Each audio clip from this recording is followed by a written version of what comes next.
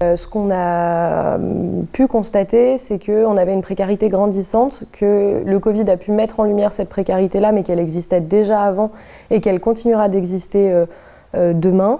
Avec Lafarge et Ipsos, on a mené une enquête post-Covid pour essayer de quantifier la précarité alimentaire, voire la pauvreté des jeunes, parce qu'on s'est rendu compte qu'il y avait de plus en plus de jeunes qui étaient pauvres, qui vivaient sous le seuil de pauvreté. Et du coup, cette enquête, elle traite beaucoup de sujets, la santé mentale, le logement, l'alimentation. Mais sur l'alimentation, ce qu'elle nous dit, c'est qu'on a un jeune sur 3 qui saute des repas plusieurs fois par semaine.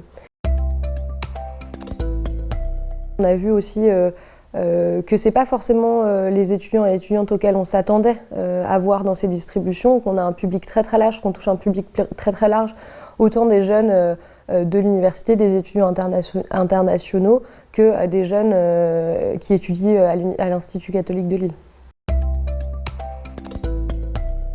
Concrètement, c'est organiser des distributions alimentaires. On a récemment ouvert une épicerie sociale et solidaire sur le campus de Cité Scientifique à Villeneuve-d'Ascq. On a un dispositif d'hébergement d'urgence qui s'appelle le TIOT Accueil.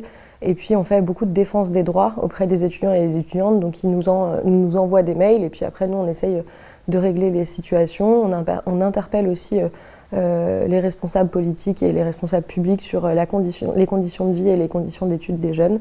Voilà ce que Galilée fait au quotidien. Déjà, je pense que c'est important de dire qu'en 2 ans et demi, on a distribué plus de 15 000 paniers, nous à notre petite échelle, en comptant qu'il y a énormément d'autres associations comme les Restos, comme le Secours catholique, le Secours populaire qui le font. Donc déjà, rien que le fait que nous, asso étudiantes, on ait à le faire et qu'on le fasse et que ça marche, c'est un premier indicateur du besoin en fait, des étudiants. Mais en fait, ces épiceries sociales et solidaires, elles permettent d'accompagner les étudiants plus largement que juste on se voit, on donne un panier. Elles permettent de faire un accompagnement social parce qu'autour, il y a des assistants et assistantes sociaux qui sont là pour accompagner les jeunes qui bénéficient de ces aides-là. Et puis, c'est un lieu de vie, c'est un espace où les étudiants et étudiantes peuvent venir discuter, prendre un café. On organise des ateliers gérer mon budget, des ateliers j'apprends à faire ma lessive moi-même. C'est un vrai espace de convivialité, mais aussi un espace où on n'a pas honte d'y venir, parce que c'est un vrai frein aujourd'hui qu'on a, c'est que parfois on a honte d'aller au Resto du Cœur, on a honte d'aller dans une épicerie, et du coup ces espaces, ces tiers-lieux, ils sont là aussi pour permettre ça, parce qu'il n'y a pas que de l'aide alimentaire, il y a tout un espace plus convivial. Pareil, nous dans les épiceries, on vend les produits à 10% du prix du marché. Et en fait, c'est notre façon à nous de dire, en fait, vous venez pas faire la charité, entre guillemets. Enfin, demander la charité, pardon. Ça fonctionne, plus ou moins, mais en fait, c'est chacun un petit peu à sa façon de faire. Nous, ce qu'on demande, c'est une réforme structurelle des bourses.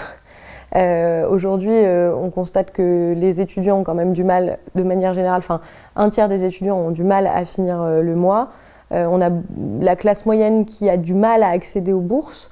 Du coup, ce qu'on demande, c'est une réforme des bourses qui permette que plus aucun étudiant ou étudiante ne vive sous le seuil de pauvreté. Donc c'est ce qu'on appelle plus ou moins une allocation qui va être de à peu près 900 €. Et après, on l'ajuste si on est un étudiant décohabitant ou un étudiant qui vit encore dans son foyer fiscal. Enfin, c'est un peu technique, mais ça nous permet de sortir les étudiants de la précarité alimentaire, de la précarité de logement et de pouvoir se déplacer, parce que c'est les 3 premiers besoins qu'on a. Et puis des budgets pour le faire, parce que malgré tout, ça coûte de l'argent. On a aujourd'hui la région des Hauts-de-France, par exemple, qui propose une aide au démarrage pour les associations qui montent des épiceries sociales et solidaires. Ces dispositifs-là, ils doivent être poussés, accompagnés encore plus par les collectivités.